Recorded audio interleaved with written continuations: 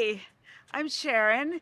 I'm a tour guide in the Bay Area, including San Francisco, Silicon Valley, and all parts around. And I would be happy to welcome you to take a tour with me. Today we're going to see Silicon Valley. I've made this a little bit of a specialty because I live nearby. I also have attended many classes at Stanford University. So when I'm coming here, I usually show people Google, Facebook, now Meta, Apple, Silicon Valley in the form of the Intel Museum, the Computer History Museum. We also take a walking tour of Stanford. So I can easily fill 4 to 5 hours of your time with stories and information about how this came to be. And certainly if you have a group that would like to know more about this area and its amazing growth over the last 50, 60 years, I'm your guide.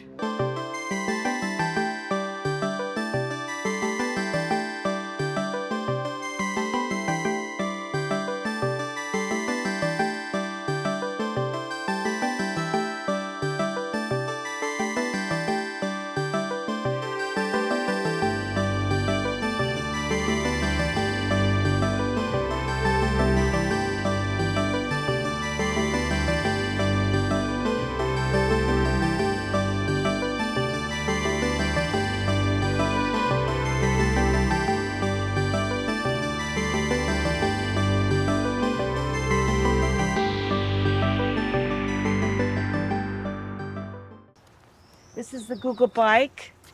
All the bikes are all very colorful.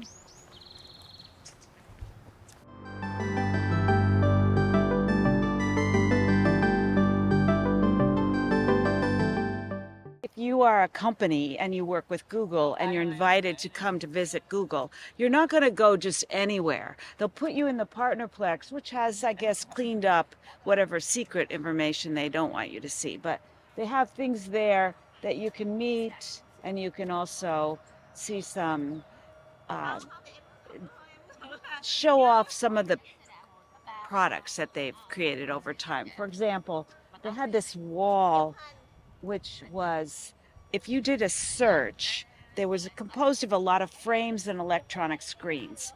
And you do a search for some kind of word that you might be interested in. Like in my case, it was a Brazilian group and they chose soccer. They wanted to see Brazilian soccer. And every single screen on that wall lit up with a different answer. So it was a showcase of what the search can do. Another room was basically, you know, the 360-degree cameras that go throughout the world and take the street views and take the interiors of stores and so on. They had a room that was just as if you were in a Belgian chocolate shop in Belgium, and they had everything was filmed so that you could look around you and see in 360 degrees what you were in this Belgian chocolate shop.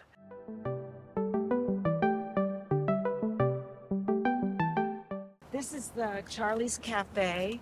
Charlie Ayers was the first chef they hired to be a chef for Google.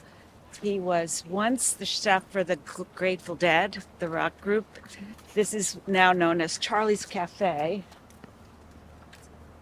Although he's left, he's not here anymore.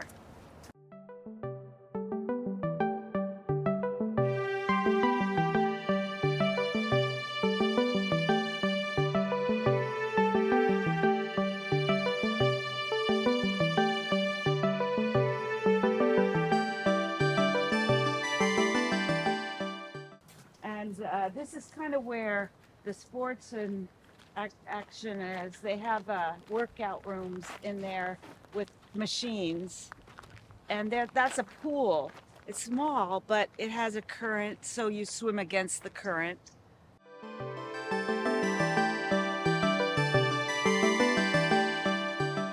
Thomas Heatherwick and Bjorn Ingels group are the two architects. This is one of 3 buildings. Large. It's really designed to be an open space inside, again, for the employees on the upper story. But this one includes a cafeteria and an experience center for just the regular public to be welcomed into it. If you look at the roof, and it's all very unusual, tent-like, it's called dragon scale. It's the solar panels. And then the clear story windows bring natural light into the interior. They're also kind of look like a smile, right? Because they're curving upwards. We haven't been to Apple yet, but you know, there was a story about apple birds flying into the glass and getting creamed by the glass. So Google has a very faint pattern in their glass. Apparently the birds can see it. But you're gonna have a hard time seeing it. You have to really look carefully.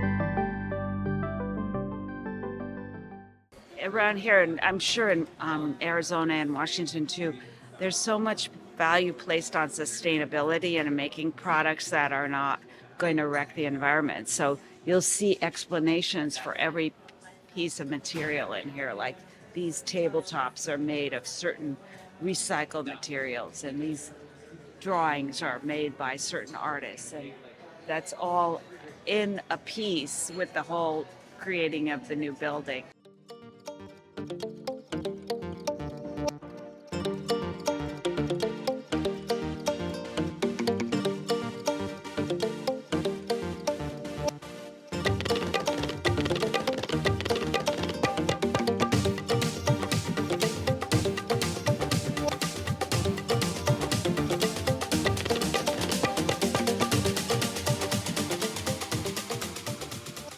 It's called Halo, and it's an art piece that's from Burning Man.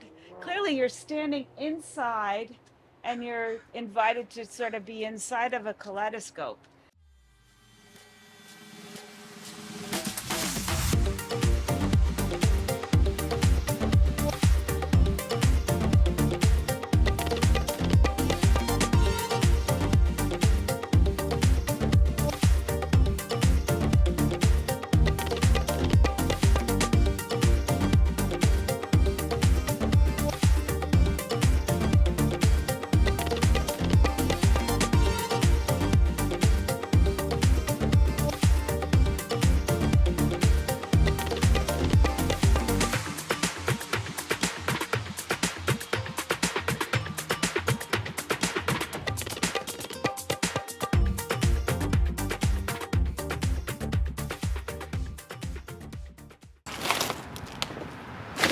This is your technology at work, ball bearings.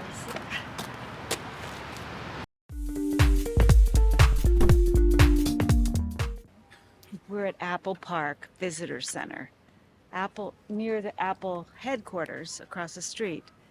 A beautiful building, as everything Apple does is very highly designed.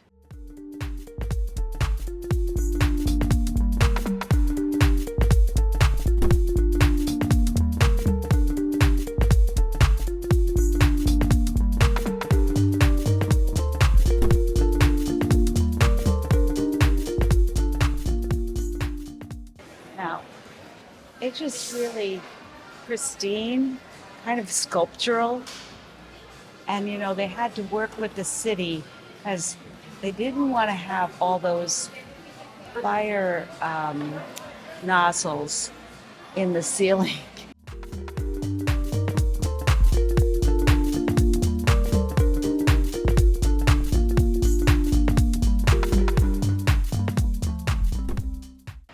Intentionally put a lot of foliage around it.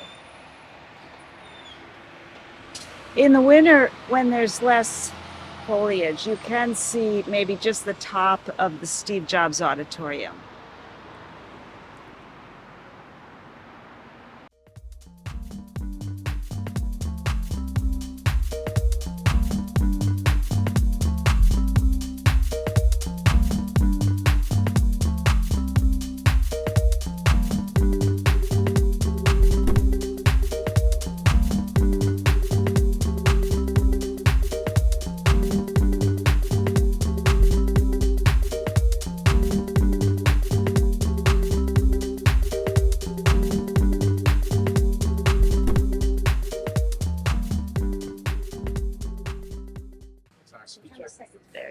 and you can learn about the solar panels.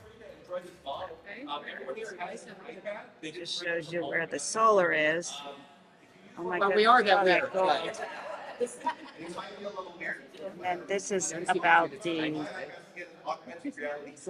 airflow. It's all energy efficient. Oh, I didn't get it. I like that. They, it's not unusual in Silicon Valley. Everybody's environmental, careful about what they impact they have. It's not that much different.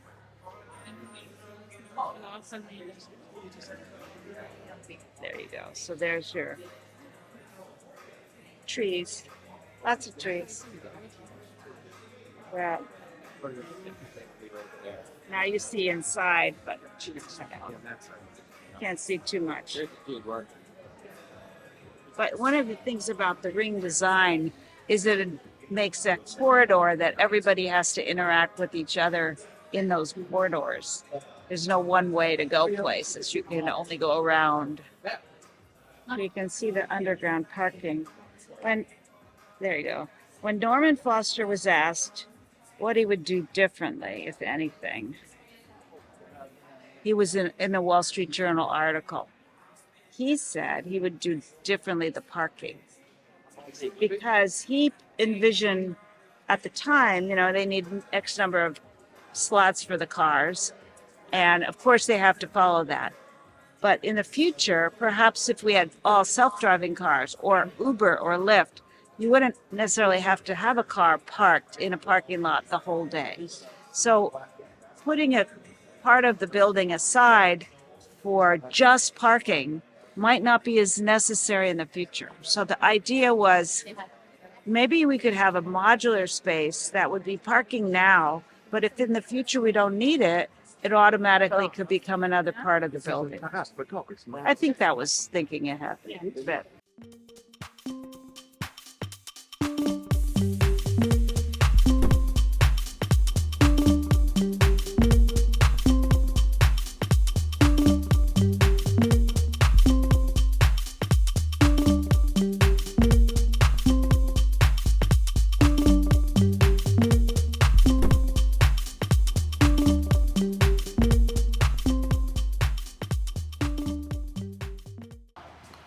We're at the Computer History Museum, one of the seminal history museums in the area of Mountain View, really close to Google. And this one has two big exhibits I recommend. One is called Revolution, and it's 2,000 years of the computer. I guess they go back as far as the abacus, so I guess they count the Chinese in this. And then a whole software exhibit, which is highlighting some of the softwares that have changed the world. So things like Wikipedia, SMS texting, Photoshop, MP3 music, all of those are highlighted in the exhibit on software. And then it has a cafe too.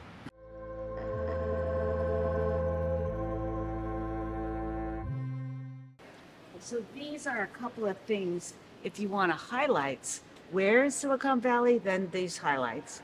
Greatest hits, women in computing, insanely great Steve Jobs. So if you have any particular interest in some, you could do a tour of just those things.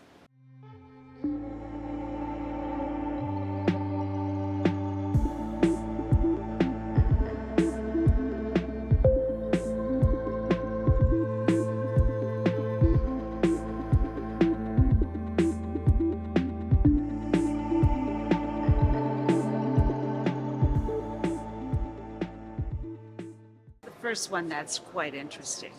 So this is the Hollerith counting machine, and it basically had its origins in our census. In the US, we have a census every 10 years, and they ended up in the 1880s unable to finish the census before the next one was due.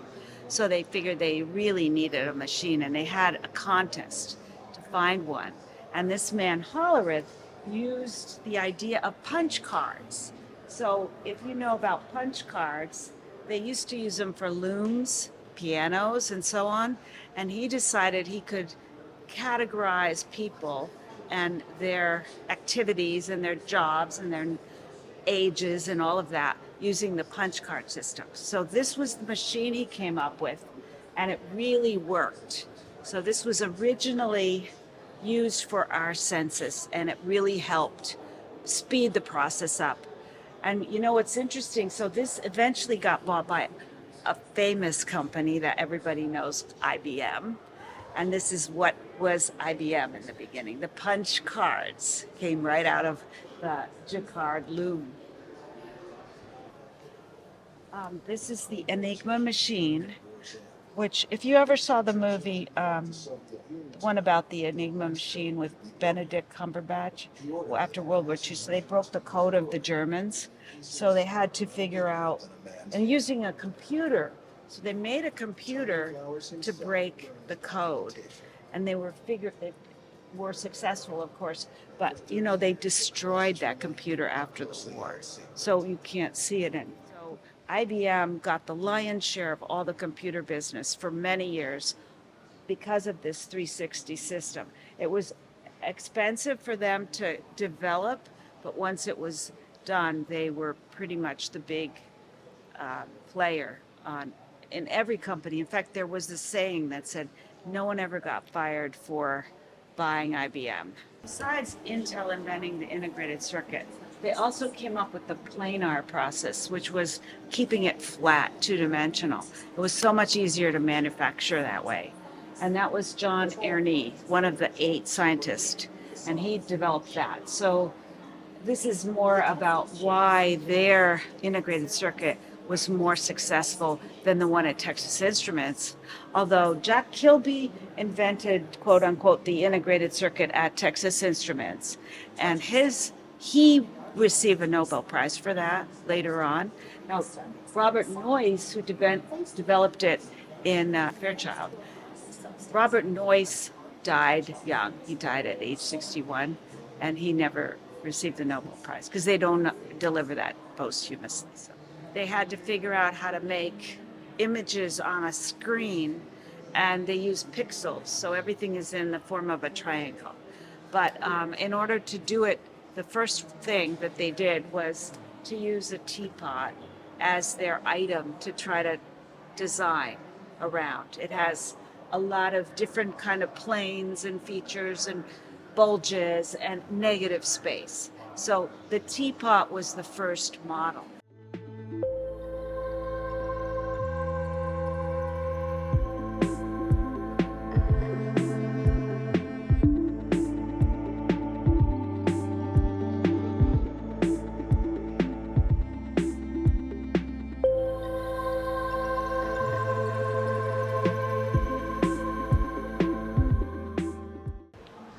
Woz's Apple One. Look at all those microprocessors he created. Of course, he didn't have any software. If you were going to use this, you would need to program it yourself.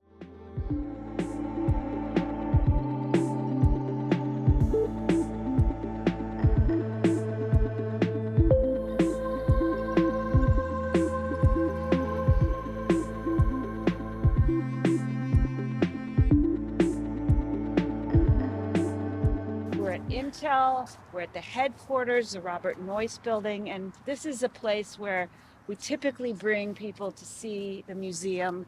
It's a free museum, but it's very much about the history of Silicon Valley, and Intel's part of it.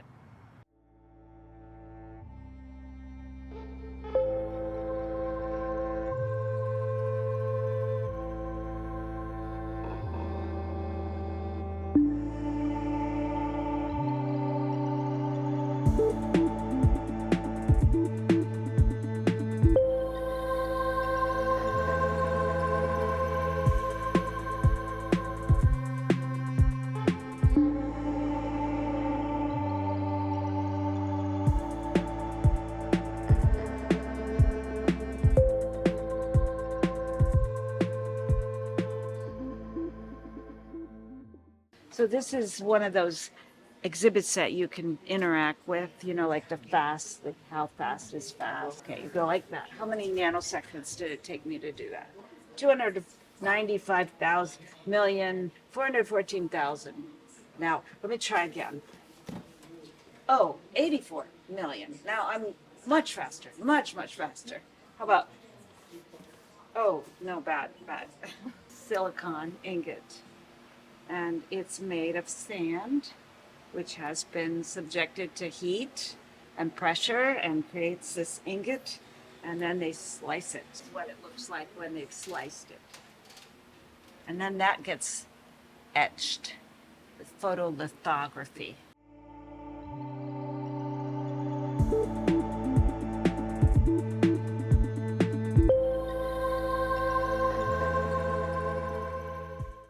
This is kind of a limited welcome. You know, they don't want us in the building.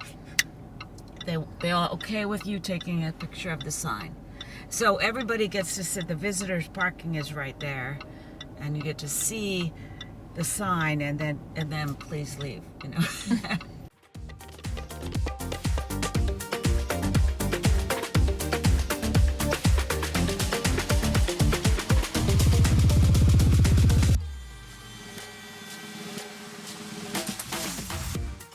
This is Facebook's first building after Frank Gehry designed it in 2015. It opened, and it's very cavernous, has exposed steel beams, looks like a factory really. The concrete floors are polished, but they're very open, and so people are encouraged to interact with each other and work in these open environments. And as far as the metaphor for what this means, well, plywood that's unfinished kind of means we as a company too are not finished yet. So that's the message that they want to send. So in the second iteration, as Frank Gehry starts building the second bit, do you notice this is now the second part, the one that opened in 2018, and it's a little more intimate. Okay, you saw the cavernous spaces. Now you're looking at, okay, he's put a kind of a little drop-down living room area where, you know, a few people can gather, but it's not quite as austere. And so the idea being, okay, there's plenty of plants, but it's not a park that's just exposed to the sky, and maybe there's a little bit more shade with the overhang. So, but it's still open to the air. So in Silicon Valley, because we have great weather in general over the course of the year, it's never too cold, never too hot, and it does rain, but if you're under an overhang, you can kind of hang out outside. This is literally the welcoming entrance to the place. And this is a nicer staircase, maybe it's very architectural. You know, we wouldn't expect Frank Gehry to not have something that looks interesting as far as the shapes are concerned. But then I had this graph, which I took off the internet, about teragraph.